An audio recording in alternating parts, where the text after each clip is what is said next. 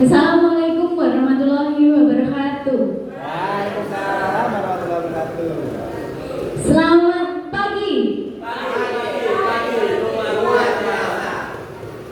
Bukan gitu. Ya Ibu Fitriani. Kalau disapa selamat pagi, jawabnya pagi, pagi, pagi. Coding dan KA selalu di hati. Kata nih Pak, berdiri dulu semuanya biar nggak ngantuk. Selamat pagi.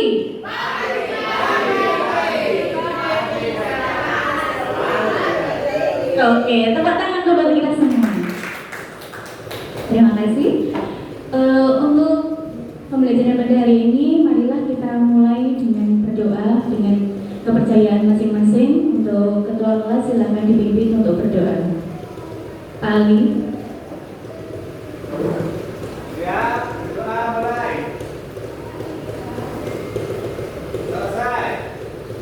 Terima kasih.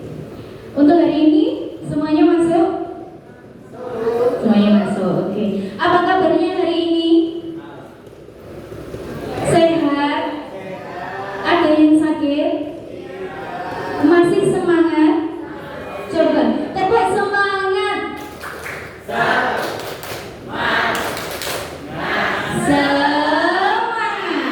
Oke, terima kasih. Hari ini kita akan belajar mengenai coding dan kecerdasan artifisial materi berikutnya.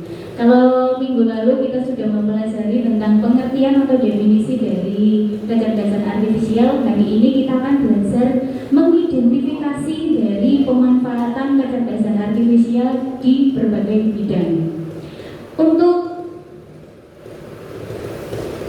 memulai pembelajaran pada pagi hari ini, kita mengingat dulu pelajaran sebelumnya. Apa yang dimaksud dengan kecerdasan artifisial? Ada yang bisa menjawab? Kecerdasan artifisial adalah benar, kecerdasan buatan yang sengaja dibuat oleh manusia untuk mempermudah atau membantu kegiatan manusia. Kemudian di depan ini sudah ada gambar. Coba semuanya perhatikan ke depan. Gambar apakah ini? Gambar apa? Siapa yang sering menggunakan TikTok? Intan. Selain Intan ada lagi nggak? Vita juga. Vita nggak punya TikTok. Anak-anak. Vita nggak punya TikTok. Punyanya Instagram. Oke. TikTok. Selain menggunakannya, anak-anak, apakah kita bisa ikut mengembangkan TikTok? Bisa nggak? Bisa. Dengan cara apa? Apa? Sering-sering pakai. Biasanya mayoritas yang sering kita temui itu kita hanya sebagai pengguna saja. Tapi pada dasarnya kita bisa ikut mengembangkan aplikasi TikTok. Contohnya dengan apa? Di dalam TikTok itu ada sebuah filter. Tahu filter? Apa itu filter? Apa? Saringan, betul. Saringan itu filter. Biasanya di situ ada filter foto. Siapa yang menggunakannya? Kalau perempuan bisa jadi cantik karena misalnya kita tanpa make up, kalau menggunakan filter kita jadi cantik, betul? Yang semula kita tidak ada bandonya, tidak ada kacamatanya, karena menggunakan filter kita jadi ada kacamatanya, betul? Itu filter anak-anak. Jadi kalau kita menggunakan atau mengembangkan TikTok itu bisa menambahkan filter. Itu sudah termasuk sebagai pengembang, tidak hanya pengguna. Kemudian berikutnya, gambar apakah ini? Apa? Pinter. Google Translate. Pernahkah kalian menggunakan Google Translate? Pas bahasa Jawa menggunakan Google. Bahasa Inggris mayoritas menggunakan Google Translate untuk mengerjakan tugas bahasa Inggris. Kemudian selain menggunakannya, apakah kita ikut mengembangkan? Kita akan mengembangkan Google Translate tidak? Tidak, betul. Kita hanya pengguna atau pemakai. Pintar sekali. Kemudian tujuan pembelajaran kita pada pagi hari ini adalah diharapkan peserta didik mampu mengidentifikasi manfaat kecerdasan artifisial dalam berbagai aspek kehidupan. Jadi gunanya itu banyak sekali, mulai dari bidang pendidikan, bidang hiburan, bidang transportasi, bidang keamanan, dan juga bidang apa lagi? Kesehatan. Kita akan bedah satu persatu. Sebelumnya mari kita menonton video. Sebelum kita tonton video, anak-anak tolong buka buku catatan, siapkan alat tulis. Jika nanti dalam menonton video ditemui hal-hal atau kata yang belum dipahami, anak-anak bisa mencatat kemudian menanyakan pada Bu Fitria.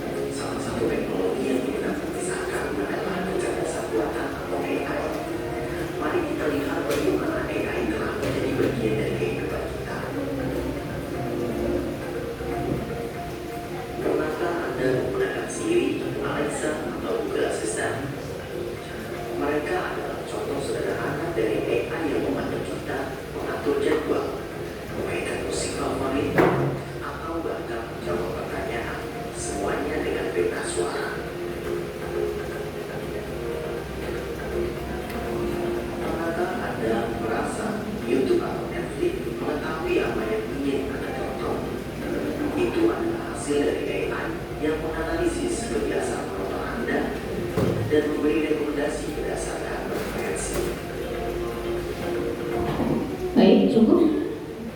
Dari video yang sudah kalian tonton tadi, apakah ada yang ditanyakan? Sudah memahami isinya? Sudah memahami isinya? Sudah. Bisa kita lanjutkan? Oke, kita lanjutkan.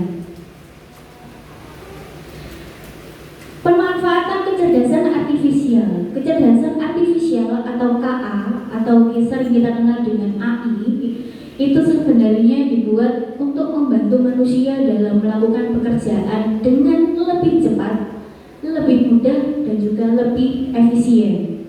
Dengan kecerdasan artifisial atau KA, informasi yang diperoleh itu juga lebih cepat, meskipun kredibilitasnya perlu dicek kembali sebelum kita gunakan.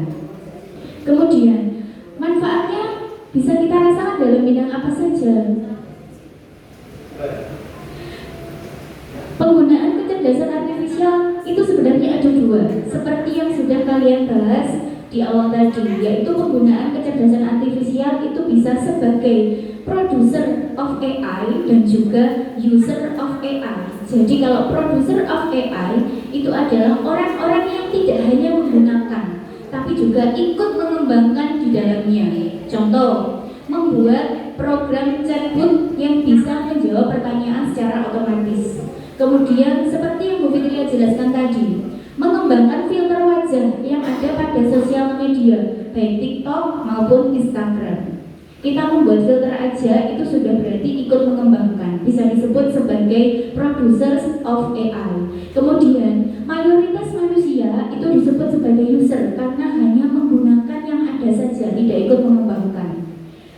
Contohnya, kita menggunakan Google Translate untuk mengerjakan tugas, kemudian mencari lokasi kita bisa menggunakan Google Map dan lain sebagainya.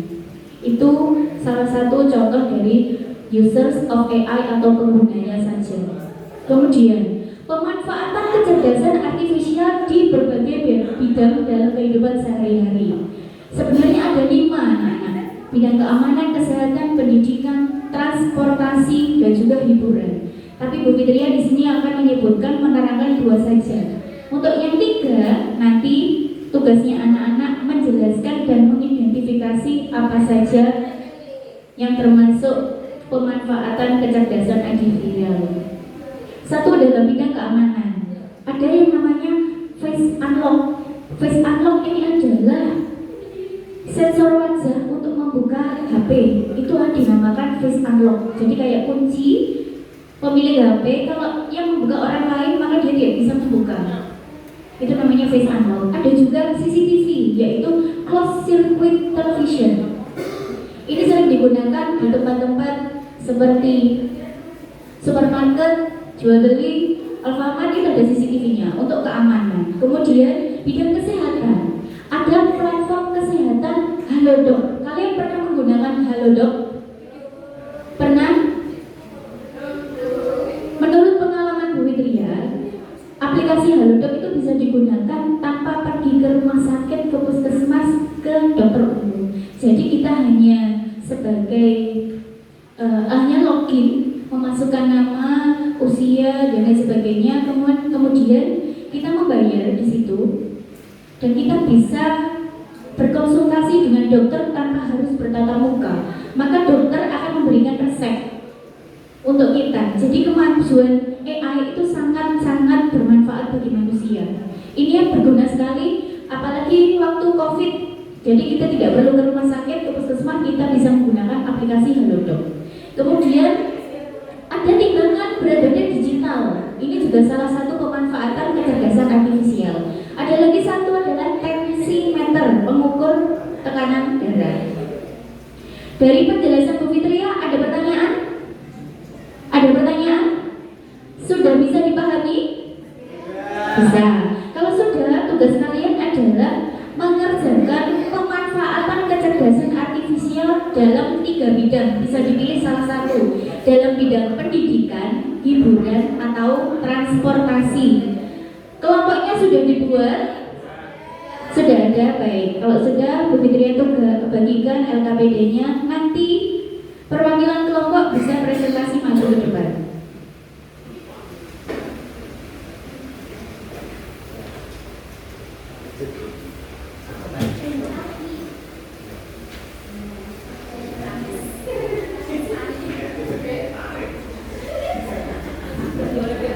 Baik, silakan berdiskusi dengan kelompok masing-masing. Sudah selesai? Baik, perwakilan dari kelompok berapa yang mau maju? Oke, kelompok 1 silakan maju, Ali. Berikan tepuk tangan dulu untuk Ali kelompok 1. Ya, sedikit sekali yang tepuk tangan. Tepuk tangan untuk Ali kelompok 1. Terima kasih. Baik Bu, saya dari kelompok 1 Bu, teman-teman saya ada Ali, Eko, sama Sriani Bu. Kami berempat sudah mengerjakan tugas LKPD pemanfaatan kecerdasan artifisial di bidang pendidikan Bu. Aplikasi yang pernah kami pakai itu pertama ada Canva Bu. Biasanya untuk membuat template sama kadang ada tugas membuat poster itu Bu. Kemudian ada aplikasi Quizzes. Biasanya Bu Guru ngasih tugas-tugas itu kadang membuat Quizzes itu Bu. Yang terakhir ChatGPT Bu. Biasanya mudah untuk membantu mengerjakan tugas dan PR.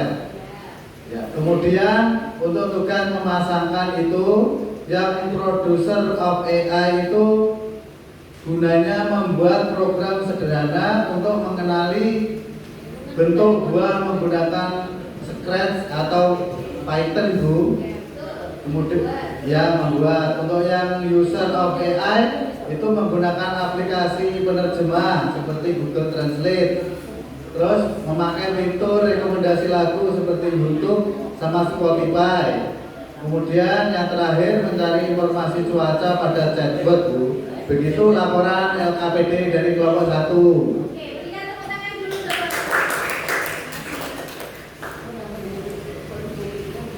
Baik, terima kasih kelompok 1.